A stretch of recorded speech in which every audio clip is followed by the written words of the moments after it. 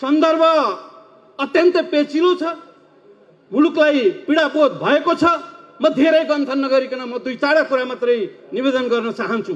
हामी सबैलाई थाहा छ, चैतिएर गएको काङ्ग्रेसले मुलुक थेग्न सक्दैन। चैतिएको कारण हामीले भनिरहनु र स्मरण गरिरहनु पर्दैन। सच्चा र सत्य काङ्ग्रेस भएको भए सबै निर्वाचनमा सधैँ निर्वाचित यत्रा नेतागणलाई टिकट नदिने दुस्साहस गरिने थिएन। सच्चा काङ्ग्रेस भएको भए घरमा आगो लगाइदिएर रक्तमै मरसन्न पारेर कुटेर नेतृत्वबाट सत्ता लुटेर लान पाइँदैन थियो। यस्तो अपराध गरिने थिएन। के यो अपराध क्षम्य हुन्छ? आज प्रश्न छ। यस प्रश्नको उत्तर हिजो यहाँहरूको एयरपोर्टको उपस्थिति र आज यहाँको बेलाले दर्विलो झापडका रूपमा साबित भएको छ र दण्डित भइसकेको कुरा म निवेदन गर्न चाहन्छु। म आग्रह गर्न चाहन्छु, कथाकथित अधिवेशन भनेर टुक्र्याइएका चैतिएका काङ्ग्रेसका नेता साथीहरूलाई तपाईहरू नेताहरू काङ्ग्रेसकै कार्यकर्ता हुनुहुन्छ। मान्छेले गल्ती गर्छ, मान्छे सच्चिन पाउँछ। तपाईहरूले सानेपा खाली गरेर त्यो पार्टी कार्यालय किस्तीमा राखेर यहाँ यी नेतागणको अगाडि बुझाउन म आग्रह गर्न चाहन्छु, अपिल गर्न चाहन्छु। काङ्ग्रेस र मिल्ने र जोडिने यो एउटा कडीका रूपमा छ।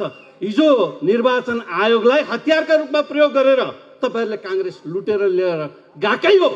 यो अपराध हो। यो अपराध क्षम्य हुँदैन। र अहिले सम्मानित सर्वोच्च अदालतले हामीहरूलाई केही राहत महसुस भएको छ। सम्मान्य सर्वोच्च अदालतले न्याय दिन्छ भन्ने कुरा हिजो सम्मानीय हाम्रा पार्टी सभापतिले भनिसक्नु भएको छ। म यतातिर जान चाहन्न र दोहोऱ्याउन चाहन्न। कुरा यति मात्रै हो, राजनीतिक तरल अवस्थामा छ। यसको नेतृत्व काङ्ग्रेसले गर्नुपर्दछ, तपाईहरूले गर्नुपर्दछ। तपाईहरूले सुझबुझका साथ अहिले तपाईहरूको यो नेतृत्वकै रूपमा डाक्टर शशाङ्क कोइरालालाई अगाडि सार्नु भएको छ र सफलताका पूर्वक यस कार्यक्रम सफल हिजैदेखि भइसकेको कुरा निवेदन गर्दै आगामी निर्वाचन अधिवेशन तपाईहरूले सम्पन्न गर्नुहुनेछ र आफ्नो दक्ष योग्य नेपाली काङ्ग्रेसलाई भरोसा दिने, मुलुकलाई भरोसा दिने नेतृत्व चयन गर्नुहुनेछ भन्ने कुरामा म विश्वस्त हुन चाहन्छु र तमाम नेपाली काङ्ग्रेसका कार्यकर्ता यही अपेक्षामा बसेका छन् भन्ने मैले आशा गरेको छु। त्यसो भएका कारणले म आग्रह गर्न चाहन्छु, म निवेदन गर्न चाहन्छु, यो मुलुकलाई हामीहरूले आश्वस्त बनाउनु पर्नेछ, जनतालाई आश्वस्त बनाउनु पर्नेछ।